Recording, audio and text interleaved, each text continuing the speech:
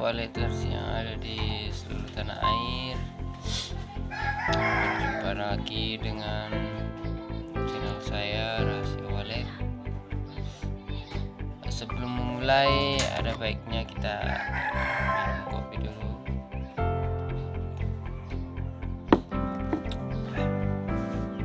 Yang saya akan bahas pertama adalah mengenai ventilasi, ya, ventilasi yang lagi marak ini, yang namanya ventilasi kuku kuntilanak, apa itu segala macam. Kembali saya akan mengulas, melakukan metode ilmiah, metode pendekatan lagi ya. Jadi sebenarnya kalau kita ingin melakukan sebuah eksperimen, ya pesan saya ya lakukanlah mungkin di RBW sendiri atau di jangan melakukan metode uji coba itu di petani-petani yang atau di RBW orang ya. Itu pesan saya, karena sebuah metode tanpa dilakukan sebuah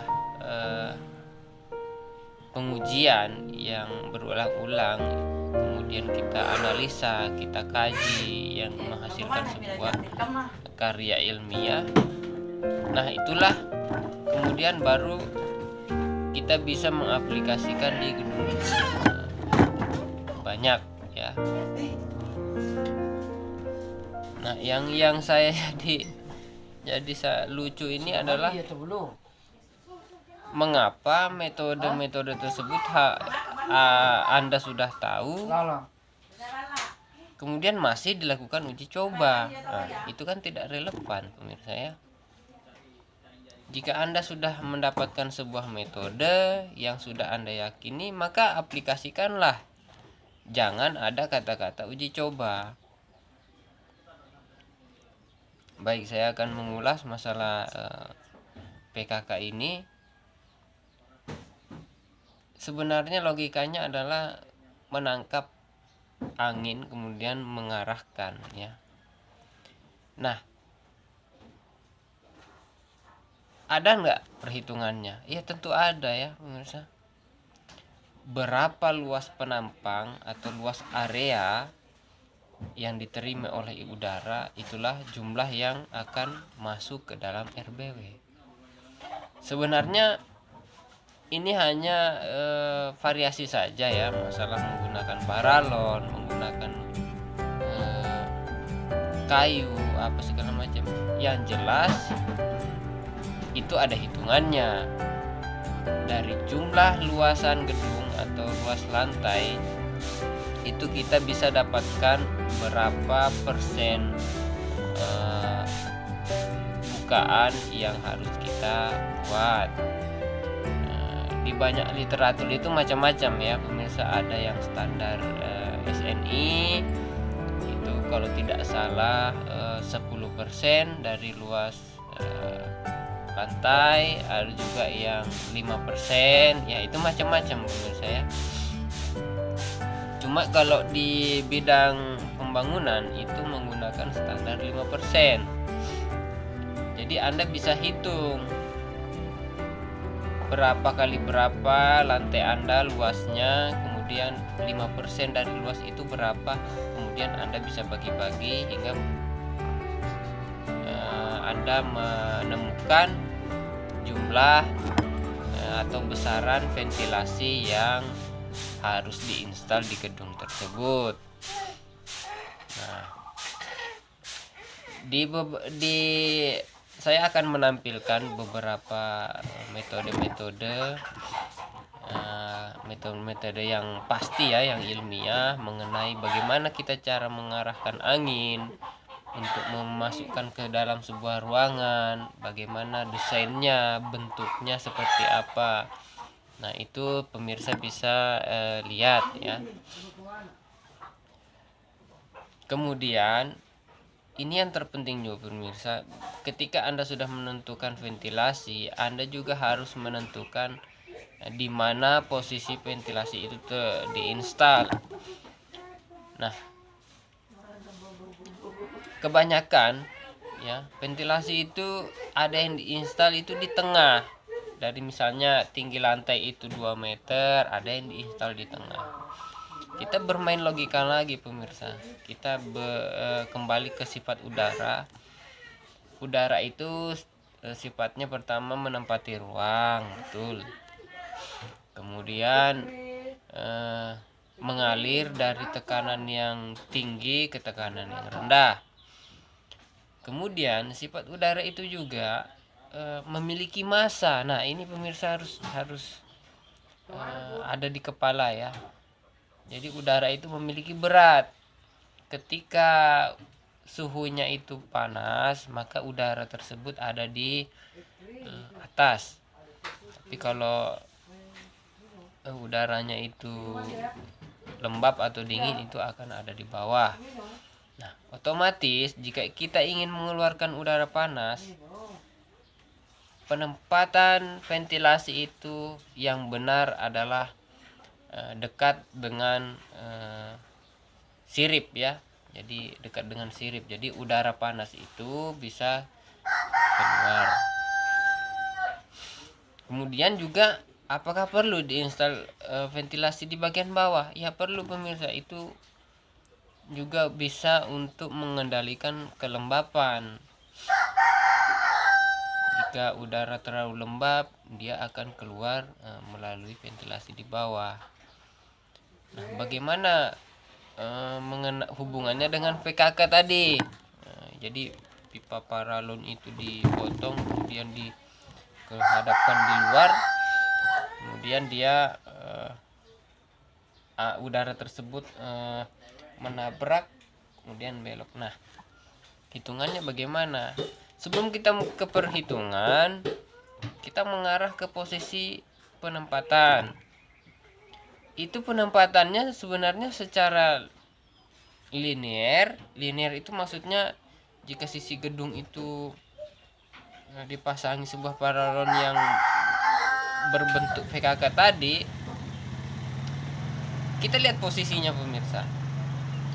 Posisinya itu saya yakin Anda pasti menginstalnya secara sejajar. Nah, kalau sejajar itu ya percuma. Udara dari depan itu betul akan masuk menabrak PKK tadi, kemudian mengarahkan. Yang di belakangnya itu percuma. Yang di belakangnya pasti akan terjadi sebuah turbulensi, dan itu tidak akan efektif. Kecuali kalau Anda ingin menangkap sebuah udara, buatlah sebuah penampang yang lebar seperti saya pesawat terbang. Nah, saya yakin 100% udara itu bisa Anda arahkan masuk ke gedung. Jika Anda menggunakan sebuah pipa paralon dengan metode seperti itu juga berpengaruh ya, masalah arah udara tadi, arah angin itu dari mana. Nah, kalau arah udara itu dari samping penampang luas bangunan, ya untuk apa pakai PKK? Anda cuma pakai bolong-bolongan aja yang banyak juga sudah benar. Udara itu akan langsung cross masuk ke dalam RBO Anda. Nah, ini yang saya sayangkan lah ya. Sebuah eksperimen itu lakukanlah di tempat kita sendiri, jangan di tempat orang, karena itu adalah sesuatu yang mungkin, sesuatu yang tidak pasti.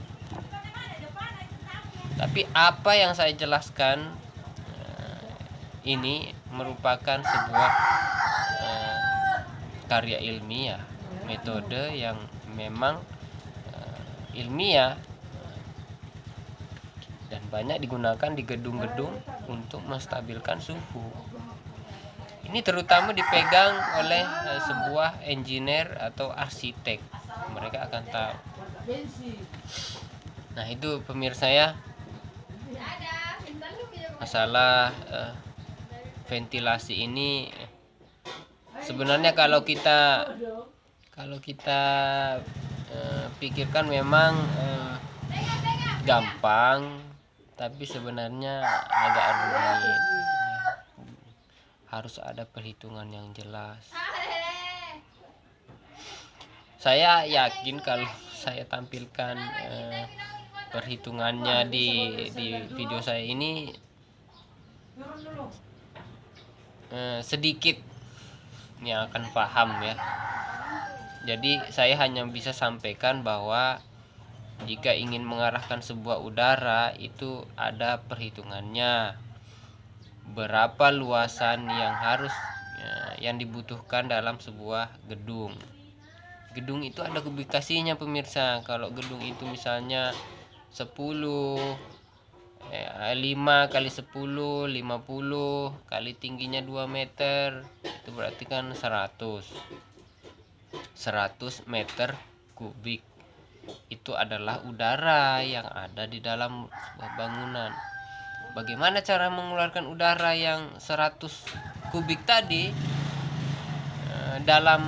nah ini ada juga mau dikeluarkan itu dalam hitungan menit kah, mau per jam kah. Nah, itu ada hitungannya. Kalau kita ingin per jam, maka kita kalkulasikan, maka akan ketemu berapa bukaan. Cuma karya ilmiah atau studi yang sudah ada itu sekitar 5%. Kemudian kalau ingin kita menggunakan sebuah alat bantu mekanis, yaitu sebuah exhaust fan. Exhaust fan itu sebuah kipas penyedot ya. Jadi kita pasang di dinding, kemudian di udara dari luar itu akan dikeluarkan melalui kipas exhaust tadi. Itu juga ada spesifikasinya pemirsa ya. Jadi sebuah exhaust ada spesifikasinya, entah itu meter kubik per detik atau meter kubik per jam ya. Makanya kita kubikasi dulu ruangan kita, kemudian kita pilih exhaust. Nah ini ada yang menarik juga ya pemirsa, masalah bagaimana cara kita mendinginkan sebuah suhu dalam sebuah bangunan RBW. Sebenarnya saya ingin juga teman-teman kita sama-sama membahas ya. Saya ada pertanyaan. Mengapa sebuah RBW itu tidak menggunakan AC, air conditioner system? Kira-kira ada nggak teman-teman yang bisa mengulas? Kalau memang ada teman-teman yang bisa mengulas, tolong dibantu komen di kolom komentar. Saya juga nanti akan membahas juga masalah bagaimana menggunakan AC di sebuah RBW. Nah, ini salah satu kita sama-sama membuka atau mengeksplor pikiran kita, wawasan kita mengenai suhu itu. Karena saya pernah bertanya sama ada teman, beliau pernah jadi penjaga di sebuah gua Walet di Kalimantan. Itu saya sempat bertanya, sekarang kan sudah berhenti karena resikonya berat ya.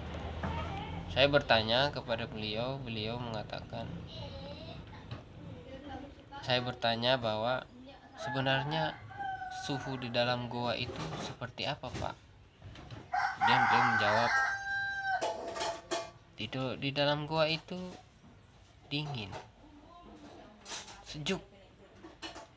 Nah, dari situ kita bisa berpikir bahwa hubungan suhu, kelembapan dan segala macam itu, apakah itu sebuah indikator yang utama dalam sebuah RBW? Kelembapan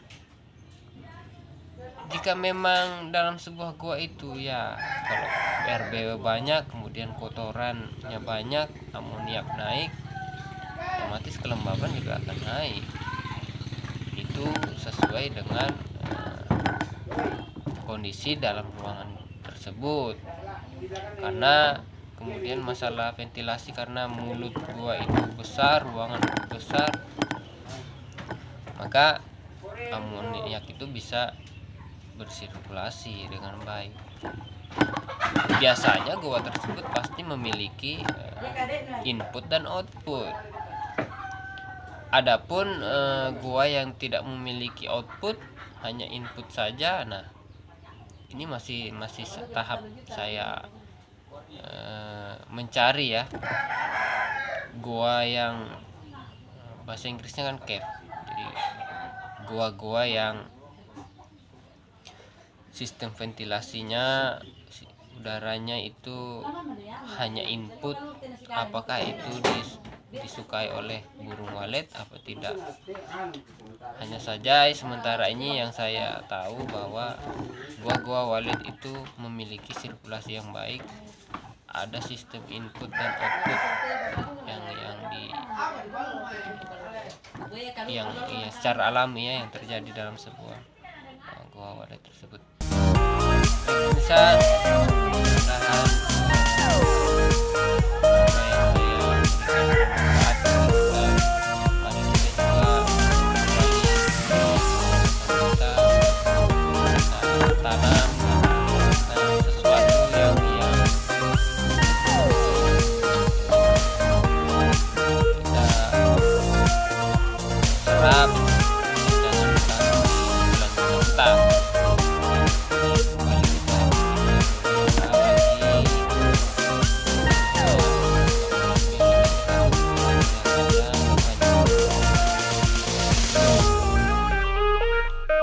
mudah-mudahan